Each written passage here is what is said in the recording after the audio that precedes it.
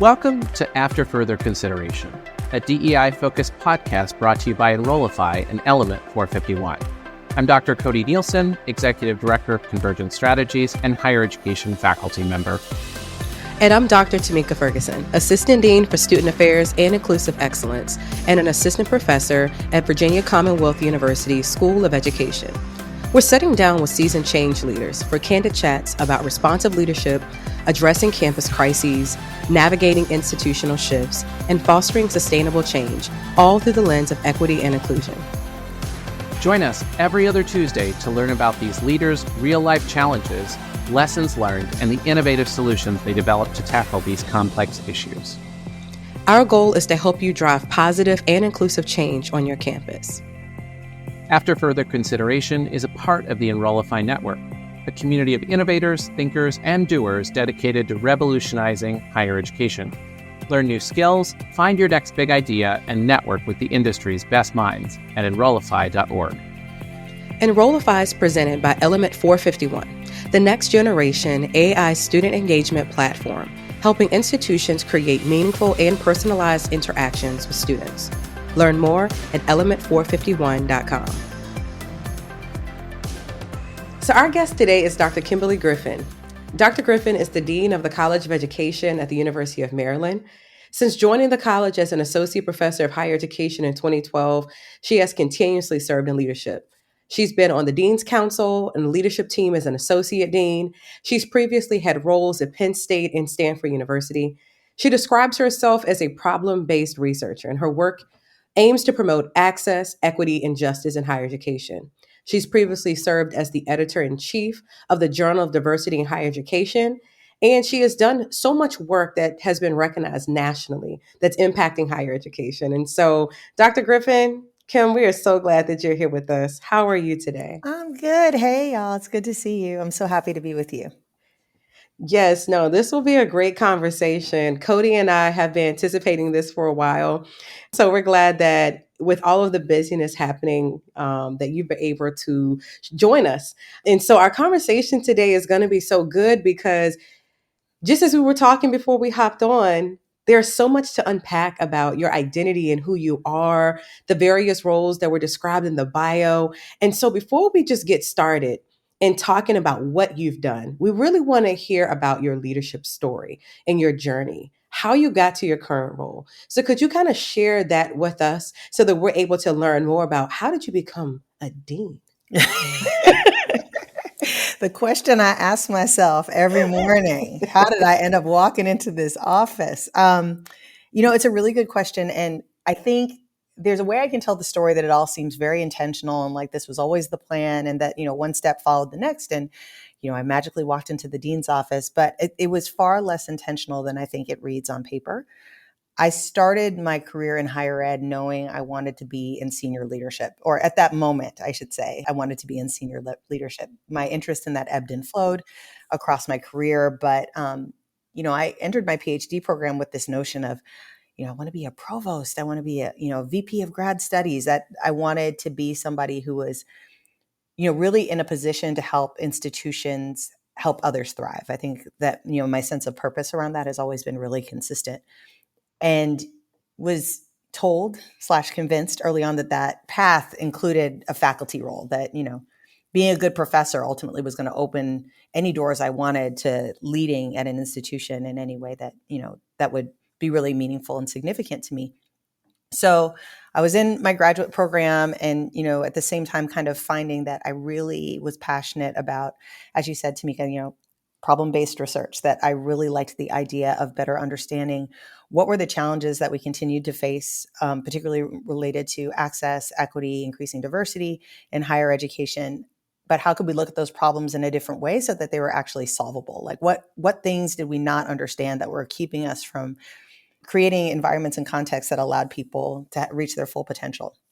So I happily and willingly took my first faculty job at Penn State. I learned a lot there. It was a really great environment for me. And I think early on was asked to do various leadership roles and positions, which was consistent with who I thought I wanted to be, right? So I was program director, transitioned to the University of Maryland, where I was program director there too, doing a lot of different types of committees, both inside of the University of Maryland and beyond University of Maryland.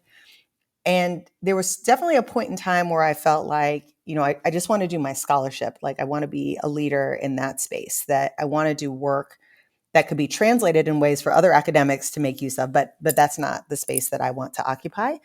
But then as I was being promoted to full professor, you have this moment where you reflect on what's next for me and what kind of impact do I want to have long term in my career. I realized that I really enjoyed and had learned so much across my career from these different leadership positions that I had, and that, I really wanted an opportunity to have leadership be the majority of my job, not something I was doing in addition to my scholarly work, just to see if I really liked it. And at that moment, an opportunity materialized. I was invited to serve as Associate Dean for Grad Studies and Faculty Affairs for the College of Ed. At the same time, I was editing the Journal of Diversity in Higher Education. And I think those two roles together really helped me get a better understanding of who I was as a leader, what I wanted from my career, and led me to decide to apply to be Dean of the College of Education when the opportunity presented itself. I would say that this job, though, is not the job I ever envisioned myself having.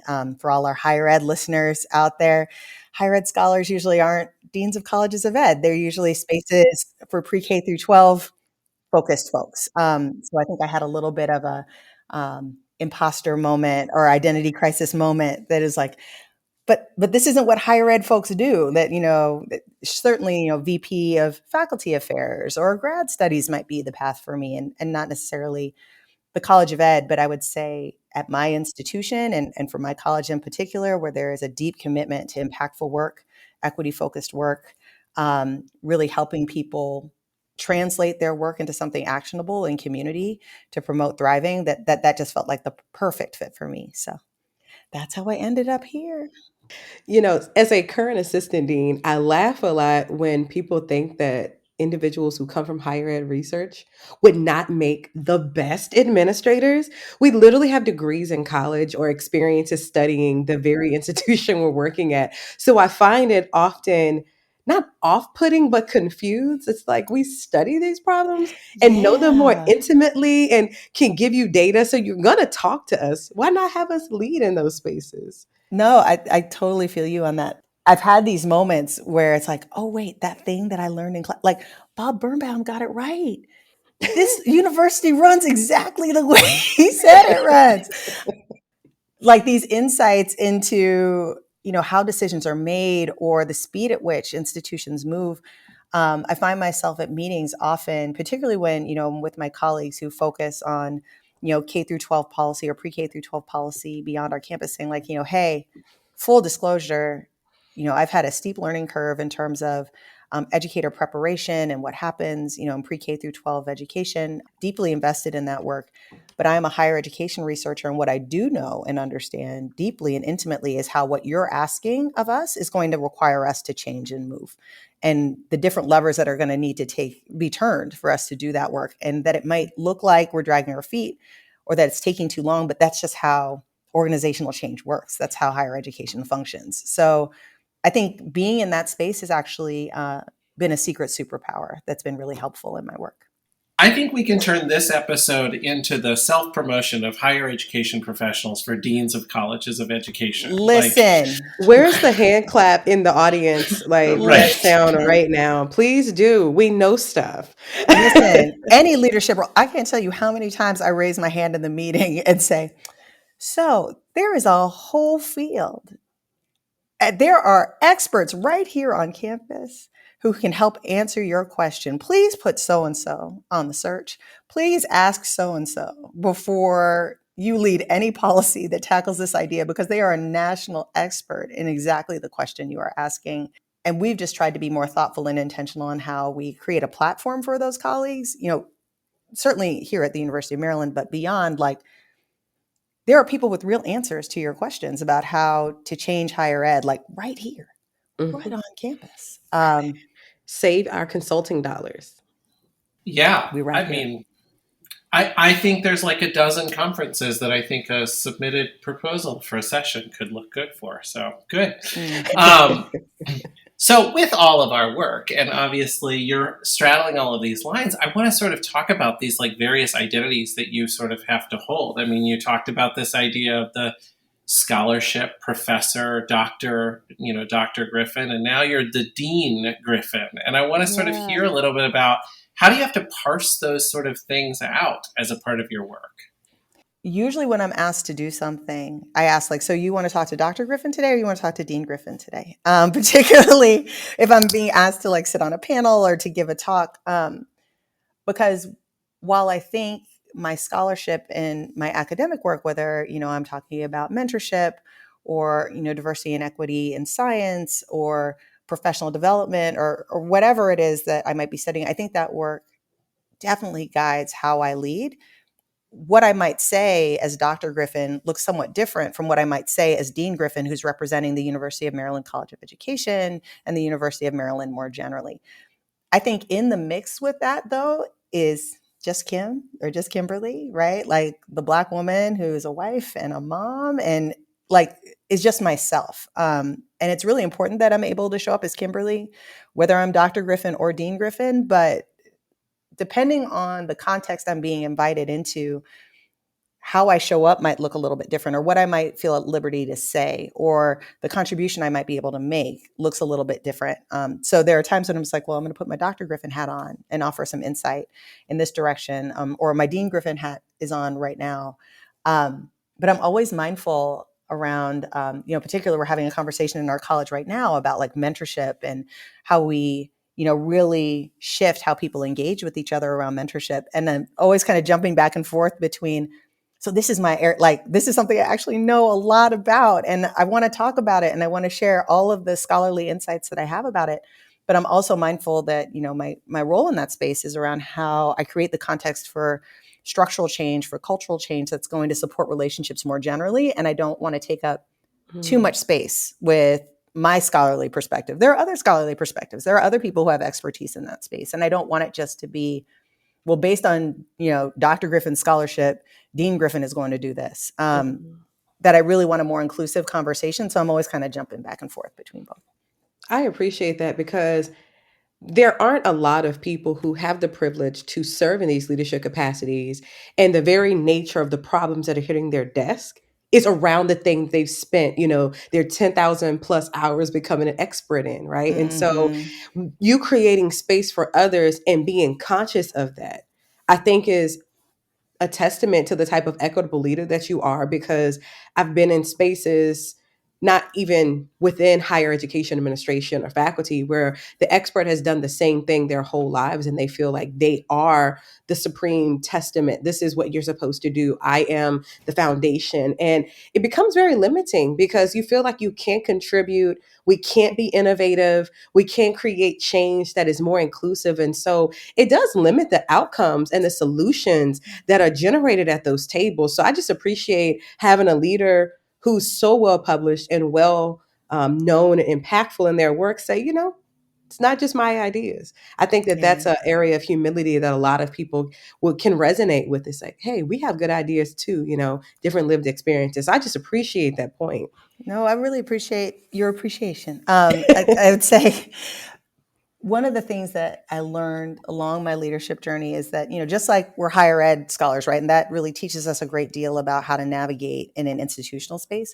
There is a scholarship about leadership and how to engage in this work in really meaningful ways. And there's no one style that works for everybody, but you have to find something that really aligns with your values and who you are. And that having a style is actually really helpful, right? Like it's a compass. It's something you can keep coming back to. And the style that I ended up landing on is one that integrates ambition and drive. I'm an achiever's achiever. I like to-do lists. I like getting things done. My husband always says that I'm sneaky competitive, and it's true. I am. At the same time, relationships are really important to me, and humility is really important to me. That I think a lot about what I know and what I don't know, and how important it is to have a team that really collectively can come up with the best idea. That no one of us will have the solution to any problem. If that was the path to problem solving, then we would have solved all the problems a long time ago. That ultimately we have to figure out the best way to bring everybody around the table to not only like solve the problem, but be invested in the solution. That, we really do need to hear from everybody. So it's a really important part of how I lead that I ask my team to hold me accountable to, that, I do not have all the answers. I don't pretend to have all the answers. I may think something about something, and I invite you to help me think differently about it. Yeah. One of the things that we ask, our guests often is to sort of lean into some of those sort of defining moments, those crises moments. And I'm wondering if you could share with our audience maybe one or two of those really specific moments that shifted you as you lead as an institutional leader for us. Sure. It wasn't a moment. It was a very long moment. Can I talk about COVID? Is it okay? It's so foundational to how I lead because it was like right at the beginning of my shift from faculty member who leads to leader scholar. So I remember in March of 2020 sitting in the dean's office telling her, like, yes, I'm happy to serve as associate dean for grad studies and faculty affairs. And gosh, I wonder if they're going to cancel AERA. That like we were right on the edge of everything shutting down. I was already editor of JDHE, was becoming associate dean. So there was that like kind of, I wasn't Dean Kimberly yet, but that like kind of administrative leader part of me that was being solidified in the midst of a global pandemic, right?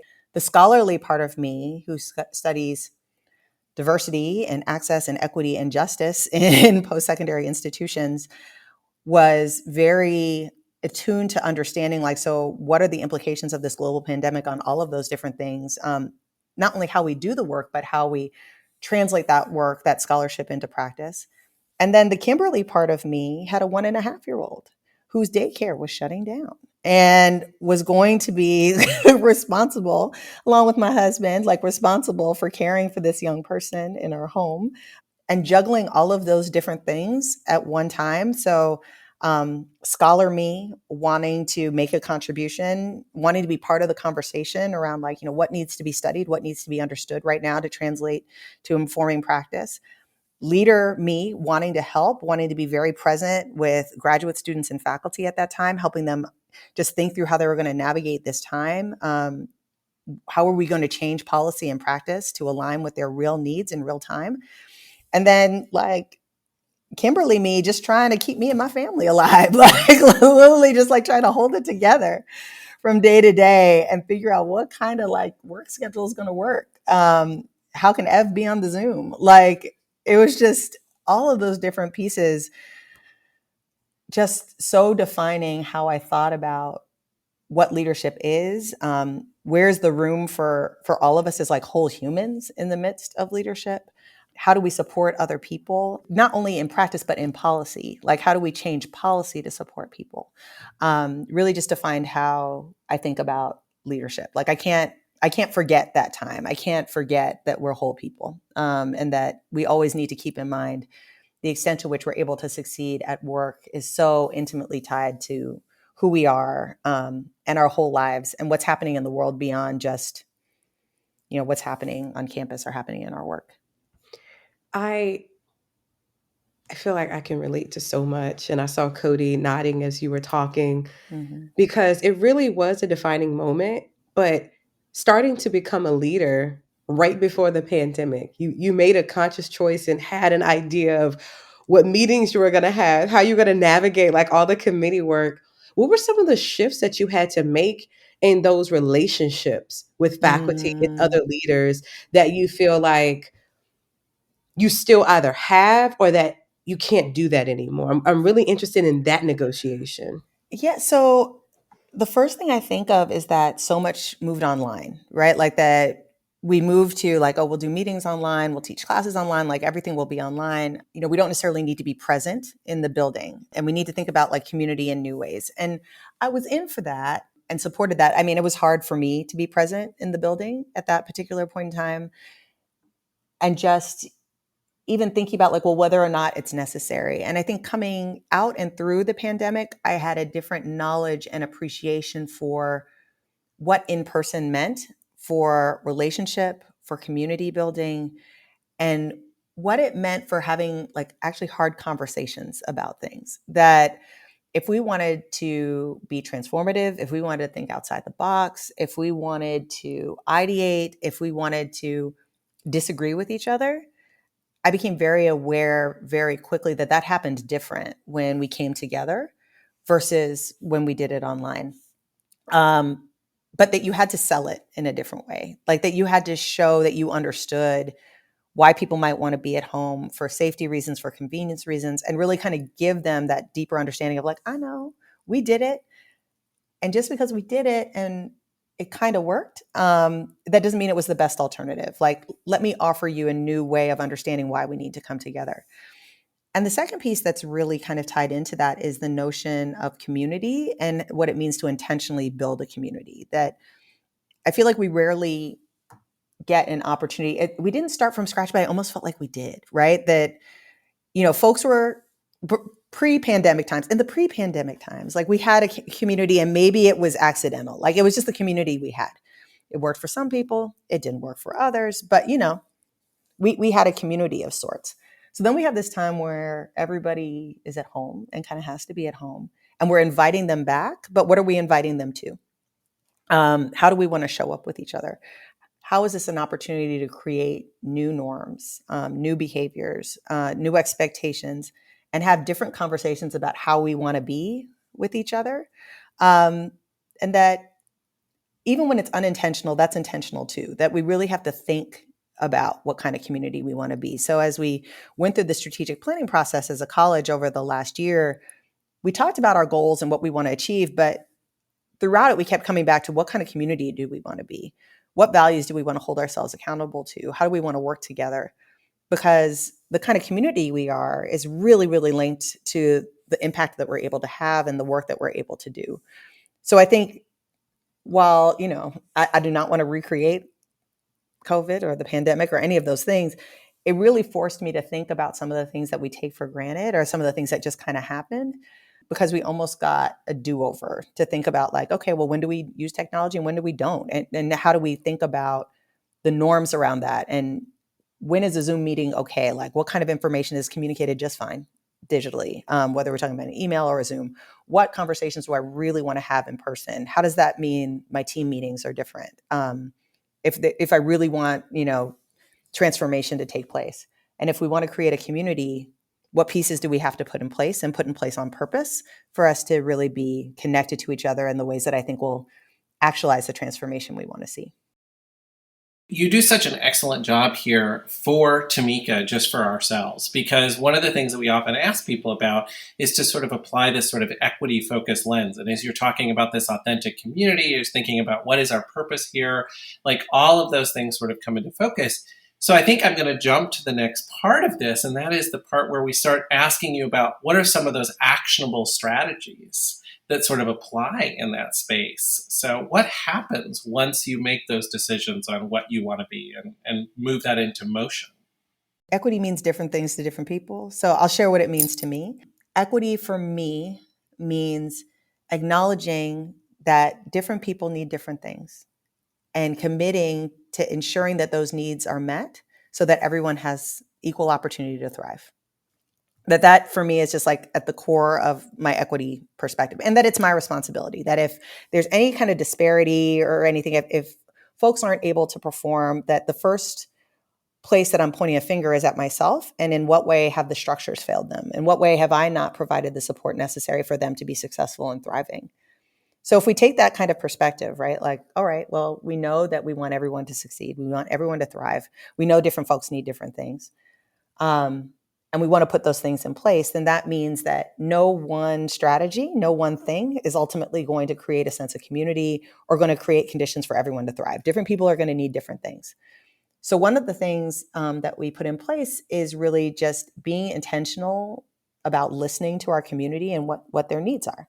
And really trying to get at the root of a problem, to get from, I always say, like, I don't do complaining well, but I'm good with complaints. Like, I want to understand, like, so what is the issue here and how do we address it? And how do we come together to address it, not just in a superficial way, but in a deeper, more structural way. So I think being open to listening, particularly to the hard things, potentially to the things that you don't want to hear.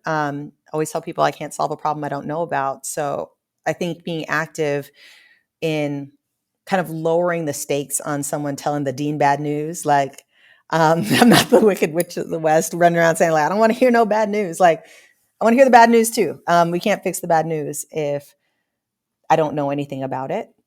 I think being intentional about planning events, like as silly as it might sound, like having events, having lots of different kinds of events, finding out what kind of events people want to come to, and having them at different times of day, being mindful of what the staff want versus what the faculty want versus what the students want, trying to find opportunities for everyone to come together. But is there a time where we're just having a staff event and that's okay? When we're having just a faculty event, and that's okay. When we're very focused on students, and that's okay. And trying lots of different types of things to come together as community, I think has been really important. I think our strategic planning process was really important, that it wasn't just me sitting in a room thinking about, okay, this is our mission and our vision and our values, and here are our goals. That I once saw someone had asked ChatGPT, write a strategic plan for a college of education. It wasn't bad. Okay, we're all kind of sort of talking about very similar things. For me, the real value in strategic planning is us coming together as a community. It is going through the process. It is hearing from people what's important to them, and having them see themselves in the plan somewhere for them to be able to point to, like, I remember that conversation. This sounds like us. This sounds like something we can invest in. So having the community involved in the planning, in the process of, charting our path for where we're going to be, that certainly it's my responsibility as, the leader of this community, to do that work. But it's not for me to do the work alone. It's to lead the work, if that makes sense. So being just mindful of where is it best for this to be a community process, and when is this the moment for me to grab something and push it up the hill? And there are moments for both. But to the extent I can, I think I'm always seeking a community process. That's awesome, because we all look at what's happened around us. We look at other strategic plans of aspirational institutions or our peers, and we try to get ideas of what can we do that looks different. So even just the mere acknowledgement that, hey, we're really kind of all in this together. We kind of have shared values, I think is important. But what this makes me think about in reflection of some of the things that you talked about earlier with taking on those earlier leadership roles, being able to make decisions at the moment in your career where you felt it was time to shift, how have you kind of adapted around your colleagues to bring them on board with you? You've described really awesome strategies, really good ways to be community engaged, community focused, and community centered. But what is it like leading as a dean who used to be a faculty member where it was all about you? And honestly, if you think about it, we led, we decided what we want to do. Like, what is that It is transition like fundamentally as a different, right? leader? When you are a professor, it's all about like you and your success and what you're trying to do and your research agenda. And I think one of the biggest transitions is just shifting my thinking towards, my job isn't to advance me. My job is to advance the college. Like that at every point in turn, my job is to know the college and the college's research agenda or impact agenda, as well as I would know my own. So in the beginning of being dean, and I was lucky enough, I was an internal candidate. I'd been a faculty member at the University of Maryland for 10 years before I moved into the dean's office. But I thought I knew my college, but I had a lot of work to do to really understand what is it that we do. And then once knowing what we did, I used to describe it as like having a big plate of spaghetti. Like people would be like, well, what do you guys do? Like what grand challenges are you here to solve? And I'd be like, oh, we do a lot of things. And I would talk about, this piece of spaghetti and this piece of spaghetti and this piece of spaghetti. And that I saw my job, particularly in the first couple of years, is figuring out like, how do I put a fork in it, twirl it and have a bite? Like, how do I tell someone like, but this bite tastes great because of how all these pieces come together. So how is it my job to move from telling my story as a scholar and the impact I want to have to telling the story of the College of Education and the impact that we want to have in these particular areas? So the skill set is very similar. It's just shifting where my eyes were looking. That, instead of looking at myself, I was looking at the community around me and they make it easy. They're amazing and so talented and so gifted and so just really committed. Our tagline is transforming education for good. And like, it's not an overstatement that they're really, really trying to do work that's going to have a positive impact. So talking about it is exciting and fun. And it was just more figuring out like, well, how do I talk about it? The same way that I might tell, a graduate student or early career faculty member, like, you got to figure out how to talk about yourself because you don't do individual papers, you have an agenda. So we aren't individual departments or individual scholars that happen to work in the same building. We have a shared agenda. We have a shared commitment. So same skills, different focus. And I felt like I was at a phase in my career where I was ready to shift my focus. I think if you don't feel that pull to do that work, it becomes harder. I've never heard of a college of education having an impact agenda. We I love do. that concept. I mean, I've heard about it in corporate. I've heard about it, I think, from healthcare systems, particularly those that are connected to universities. That sounds interesting. I just like that idea. Our provost is wonderful and thoughtful and is a former dean of a college of education, our college of education. So she gets it, right? And it's a joy to work with her. And she was at a meeting once and said, like, education is the grandest of all challenges. And I was like, yes, it is. But when we say that, there's so many challenges within the context of education, right? Like when I think about it, sometimes I'm so overwhelmed. There's so much work to be done. But I get some solace from thinking about like, okay, we don't have to tackle all the challenges. Our college is uniquely well positioned to tackle very specific ones. How do I start talking about the partnerships, the connections that we should be forming because we have deep expertise in certain areas, not all the areas, like not every challenge facing education. That's why we need all of us, right? Like that's why we need all the colleges of education and all the scholars across the country to kind of like be ready to jump into the fray. But we have deep expertise in inequality in terms of, educational outcomes, mental health outcomes, developmental outcomes. We have a lot of scholars doing that work. We have a lot of scholars doing work around language and literacy.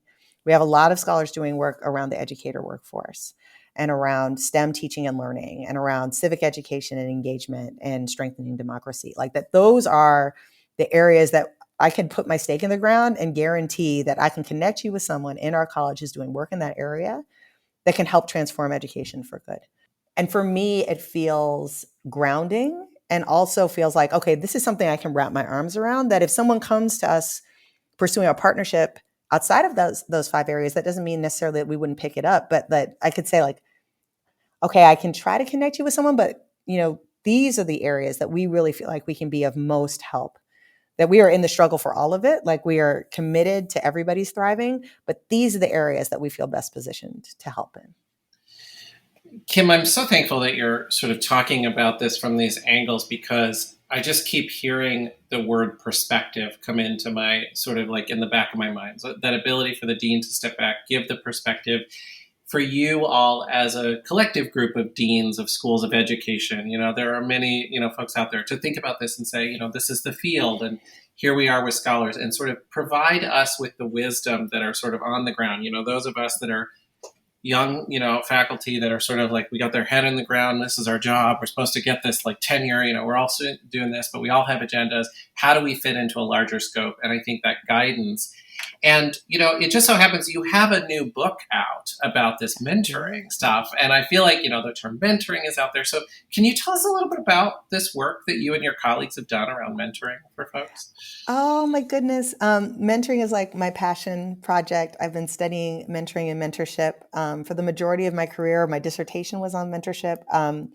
I didn't necessarily think that it would evolve in this way, that I was interested very much in mentorship early in my career as an intervention, as a way to support, undergraduates, graduate students, scholars of color in the academy, knowing that these relationships are really critical to success and thriving.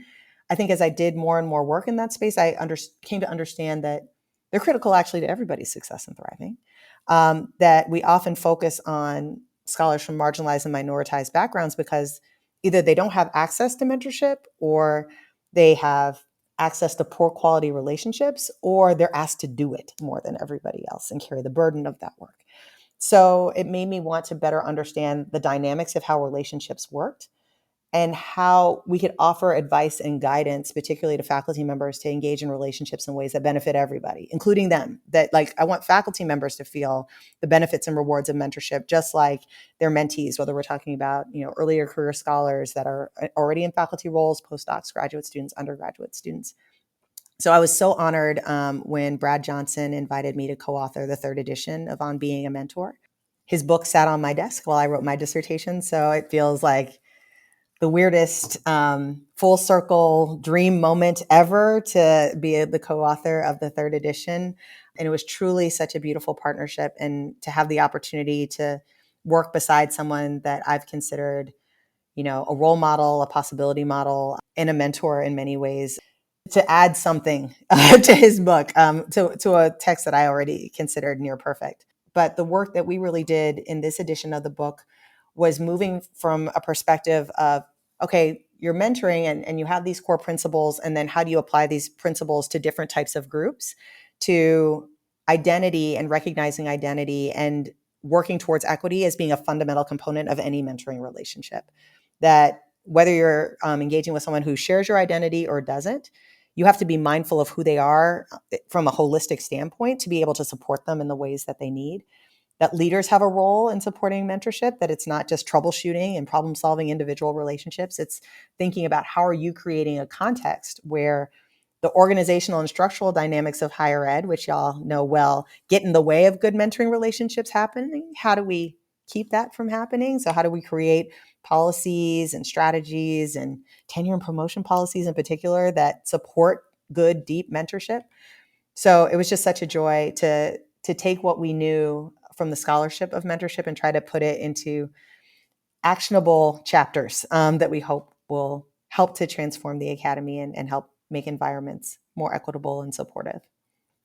As we get near the end of our time together, we have talked about a lot, and we've talked about all these different hats, and we've talked about what you've stepped into, and you shared a lot about how during COVID you were balancing these sort of three identities all at the same time. What does self-care look like for you? Can you maybe just give us like one thing that the audience should sort of hear from Dean Griffin, Dr. Griffin, Kim Griffin, that can just give us that sort of like, how do we have self-care in the midst of all of these competing responsibilities? So I will offer a framing for self-care that was helpful to me, that instead of thinking it of something that you do that's separate from your work, that self-care is something that allows you to do your work more effectively. That we think we don't have a moment to pause to do the things that take care of ourselves. But, and I've told myself that lie many, many times. I might have told myself that lie for the last month and a half, right? But anytime I stop to do these things that I know fill my cup, it allows me to do my work better and with more joy. And more in alignment with purpose, I think. Like, I'm not forcing it as much when I'm actually taking care of myself, which seems like that's not the case, right? Like, we're all kind of in this mind frame of like, oh, I've got to push, I've got to do, I've got to like try to check more things off my list. But often in those moments, I try to remind myself like, okay, but how can I pause? How can I take a breath? How can I be more aligned with what my body is telling me I need, what my spirit is telling me I need? And for me, those things are sleep. I simply cannot do my job without sleep. It's too relational. It requires too much like outward facing for me not to rest. So whereas I would say earlier in my career, I'd be like, I'm a night owl and I can work really late and all kinds of other things. Like, I actually need lots of rest right now. And that's not, that's not like me not working. It's enabling me to work more effectively and to show up with energy and joy when I meet with people. I am a yoga teacher. I practice often. I don't teach as much as I used to, but there may or may not be 2 yoga mats in my office. And I have been known to roll my mat out and practice in my office because it just feels good. It forces me to slow down and to breathe. And I carry tension in my body, so I can feel the difference. I am in a much better place after I've practiced than when I haven't. And I think what I'm trying to be more intentional about as I go into this year is really thinking about play, and play that's just for me. So, I'm lucky I have a young son. I play with him all the time, but like, what's my play that's just for me, that's fun just for me, whether that's reading a book or coloring or cooking, like not preparing food, but cooking, like really being in the kitchen and creating something new and not being rushed. Finding those opportunities to play and being intentional about building them in it's just so important. And, again, I think the one thing that I would just make sure that I say is that for myself, as much as everybody else listening, is that those things are not distractions from work. Those are the things that make us real people, and they ultimately allow us to do our work better. I just love that framing because I'm thinking about all the hours that I didn't take this year, that there were moments that I should have taken it. Not because I didn't have the ability, because it felt more important to be present at work than to be present for myself. So I really appreciate just that wisdom and gentle encouragement, because even as a supervisor, as a manager of other Yeah. people, I'm constantly saying, hey, you haven't taken your PTO. I'm constantly checking in like, hey, every quarter you need time off. Like if you haven't taken time off, I'll be at your door. But I don't always reflect that same way for myself. And going to the gym is a part of maintenance to me, right? So I just think about how we approach those ideas, and they're very intrinsic to who we are. Yeah. And how authentic is it if we're encouraging other people, but we won't do it ourselves? Right? Like That part. the biggest permission we can give to our teams around taking time away is for us to take time away and not to be secret about it, and not for it to be like, gosh, I hope nobody notices that I'm taking time off. Right.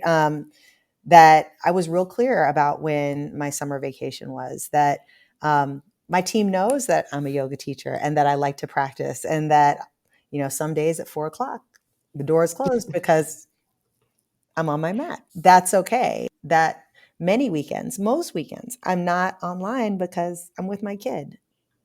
I can't be authentic in telling them to take that space and to be whole people if I'm not willing to be vulnerable enough to allow them to see me take that space and be a whole person too. So it's a little bit of, give and take there. And it's hard because, in so many ways, what got us here is the push and being perceived like we can carry everything. We can do everything. I don't need a rest. I don't need a break. But too many, and just from my own positionality, too many Black women have died doing that. Way too many. For us to continue to show up and perpetuate that. Yeah, sometimes it feels like it's life or death. And I'm so glad that this is how we end the conversation, with just being encouraged to focus on yourself as a part of this leader.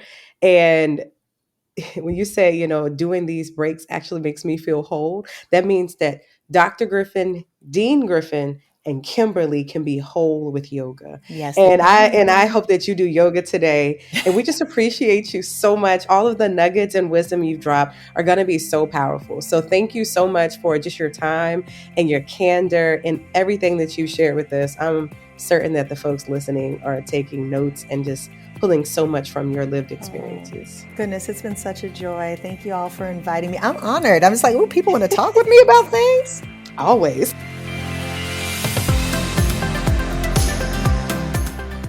That wraps up today's episode of After Further Consideration.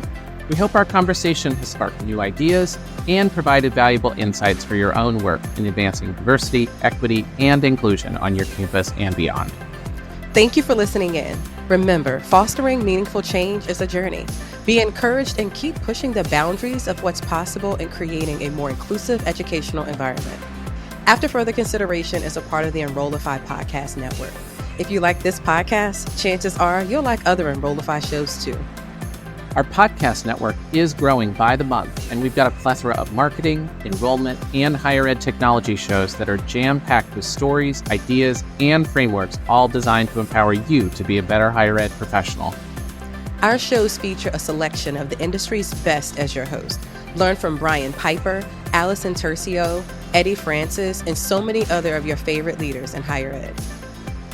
Enrollify is presented by Element 451, the next generation AI student engagement platform helping institutions create meaningful and personalized interactions with students. Learn more at element451.com.